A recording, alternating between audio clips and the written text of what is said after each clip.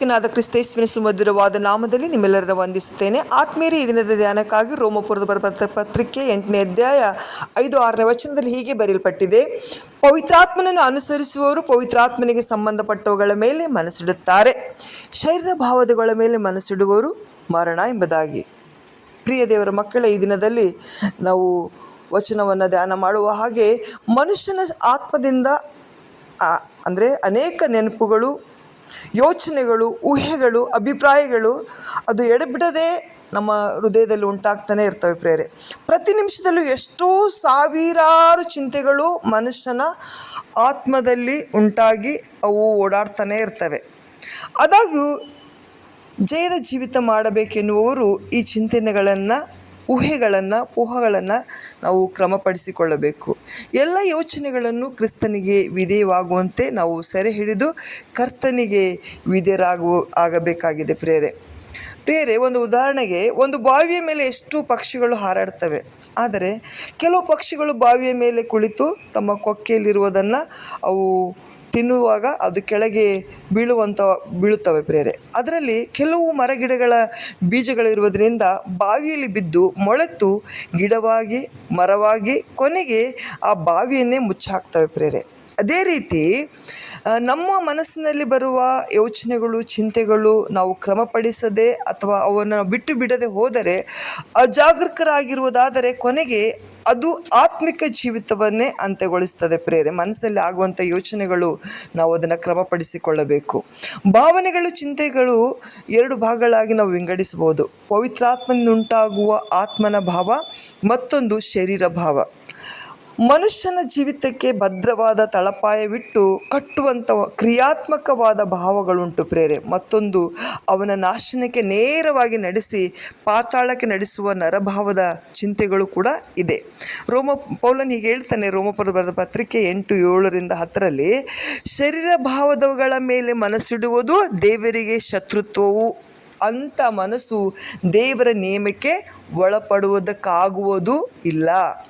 ಶರೀರ ಭಾವದೀನರು ದೇವರಿಗೆ ಮೆಚ್ಚುಗೆಯಾಗಲಾರರು ಎಂದು ಬರೀತಾನೆ. ಪ್ರೇರೆ, ಶರೀರ ಭಾವದವುಗಳ ಮೇಲೆ ಮನಸ್ಸಿಡುವುದು ಮರಣ, 6ನೇ ವಚನ ಹೇಳ್ತದೆ. ಹಾಗಾದರೆ ಶರೀರ ಭಾವ ಎಷ್ಟು ಭಯಂಕರವಾಗಿದೆ. ಪ್ರೇರೆ, ಅದರಿಂದ ಕ್ರಿಸ್ತ ಯೇಸುವಿನವರು ತಮ್ಮ ಶರೀರ ಭಾವವನ್ನು ಅದರ ವಿಷಯಾಭಿಲಾಷೆ ಸಹಿತ ಶಿಲುಬೆಗೆ ಹಾಕಿದವರಾಗಿರಬೇಕು ಎಂದು ಹೇಳ್ತಾನೆ. ಹೌದು, ಆಸೆ, ಇಚ್ಛೆ, ಕೋಪ, ಉರಿಗೊಳ್ಳುವಿಕೆ, ಲೌಕಿಕವಾದಂಥ ಸಂತೋಷ, ಈ ರೀತಿಯಂಥ ಎಲ್ಲ ವಿಷಯಾಭಿಲಾಷೆಗಳನ್ನು ಇಟ್ಟುಕೊಂಡು ಜಯವುಳ್ಳ ಜೀವಿತವನ್ನು, ಕ್ರೈಸ್ತ ಜೀವಿತವನ್ನು ಜೀವಿಸುವುದು ಸಾಧ್ಯವಿಲ್ಲ. ಪ್ರೇರೆ, ಯಾವ ವ್ಯಕ್ತಿ ತನ್ನ ಚಿಂತನೆಗಳನ್ನು, ಭಾವನೆಗಳನ್ನು ಪವಿತ್ರಾತ್ಮನಿಗೆ ಒಪ್ಪಿಸಿಕೊಡ್ತಾನೋ ಆತನು ಅವನ ಜೀವಿತದಲ್ಲಿ ಪ್ರವೇಶಿಸಿ ಅವನ ಭಾವನೆಯನ್ನು, ಅಂದರೆ ಅವನ ಮನಸ್ಸಿನಲ್ಲಿ ಆಗುವಂಥ ಯೋಚನೆಗಳ ಮೇಲೆ ಆತನು ಆಳ್ವಿಕೆ ಮಾಡುತ್ತಾನೆ. ಪ್ರೇರೆ, ತನ್ನನ್ನು ಆತನು ಪವಿತ್ರಾತ್ಮನು ತನ್ನ ಮನಸ್ಸನ್ನು ಅಧೀನಪಡಿಸಿಕೊಳ್ಳುವವನಾಗಿರ್ತಾನೆ. ಪವಿತ್ರವಾದಂಥ ಗೆಲುವಿನ ಚಿಂತೆಗಳನ್ನು, ಅಭಿಪ್ರಾಯಗಳನ್ನು ಉಂಟು ಮಾಡ್ತಾನೆ. ಪ್ರೇರೆ, ಈ ಭಾವನೆಗಳು, ಒಳ್ಳೆಯ ಆಲೋಚನೆಗಳು ಅವನನ್ನು ಪರಿಶುದ್ಧತೆಯನ್ನು ಹೊಂದುವಂತೆ ಅವನನ್ನು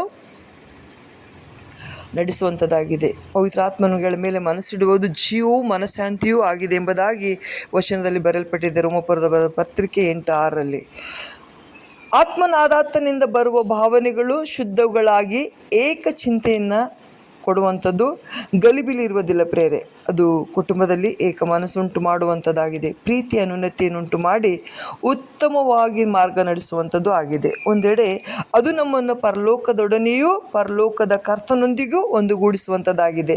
ಮತ್ತೊಂದು ಕಡೆ ಕುಟುಂಬದಲ್ಲಿರುವ ಪ್ರತಿಯೊಬ್ಬರನ್ನ ಪ್ರೀತಿಯಲ್ಲಿ ಬಂಧಿಸುವಂಥದ್ದು.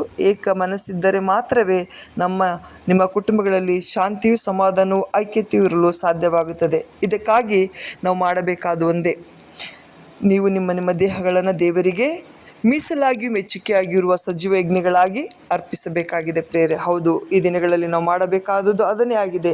ದೇವರ ವಾಕ್ಯ ಹೇಳುತ್ತದೆ, ರೋಮಪುರದ ಬರೆದ ಪತ್ರಿಕೆ 12:1 ಶರೀರಾಭಿಲಾಷೆ ಇಚ್ಛೆಗಳನ್ನು ತೊರೆಯಿರಿ, ಆತ್ಮನ ಭಾವವನ್ನು ನಿಮ್ಮಲ್ಲಿ ತುಂಬಿಸಿರಿ.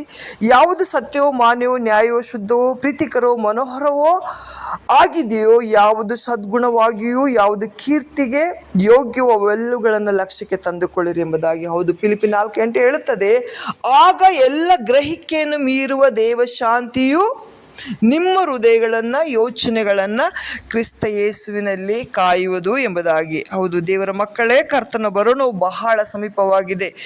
ಕ್ರಿಸ್ತನ ಬರುಣದಲ್ಲಿ ನೀವು ಎದುರುಗೊಳ್ಳುವರಾಗಲು ಅಥವಾ ಪ್ರತಿನಿತ್ಯವೂ ನಾವು ಅನುದಿನವೂ ಪರಿಶುದ್ಧತೆಯಿಂದ ಪರಿಶುದ್ಧತೆಯೆಡೆಗೆ ನಾವು ಸಾಗಬೇಕಾಗಿದೆ. ನಮ್ಮ ಜೀವಿತವನ್ನು ಪರಿಶುದ್ಧಗೊಳಿಸಿಕೊಳ್ಳಬೇಕಾಗಿದೆ, ಮಹಿಮೆಯನ್ನು ಧರಿಸಿಕೊಳ್ಳಬೇಕಾಗಿದೆ, ಕರ್ತನ ವಾಗ್ದಾನಗಳನ್ನು ಹಿಡಿದು ಪ್ರಾರ್ಥನೆಯನ್ನು ಮಾಡಬೇಕಾಗಿದೆ. ಯಾಕೆಂದರೆ ಕಡೇ ದಿವಸಗಳಲ್ಲಿ ನಾನು ಎಲ್ಲ ಮನುಷ್ಯರ ಮೇಲೆ ನನ್ನ ಆತ್ಮವನ್ನು ಸುರಿಸುವೆನು ಎಂಬುದಾಗಿ ದೇವರು ವಾಗ್ದಾನ ಮಾಡಿದ್ದಾನೆ. ಆದ್ದರಿಂದ ಈ ದಿನಗಳು ಕೆಟ್ಟವುಗಳಾಗಿರುವುದರಿಂದ ಪವಿತ್ರಾತ್ಮ ಪ್ರೇರಿತರಾಗಿ, ಆತ್ಮ ಭಾರವುಳ್ಳವರಾಗಿ, ಪವಿತ್ರಾತ್ಮನಿಂದ ಪ್ರೇರೇಪಣೆ ಉಳ್ಳವರಾಗಿ, ಪವಿತ್ರಾತ್ಮನ ಯೋಚನೆಗಳು, ಪವಿತ್ರಾತ್ಮನಿಂದ ಉಂಟಾಗುವಂಥ ಯೋಚನೆಗಳನ್ನು ನಾವು ಮೆಲುಕು ಹಾಕುವವರಾಗಿರೋಣ.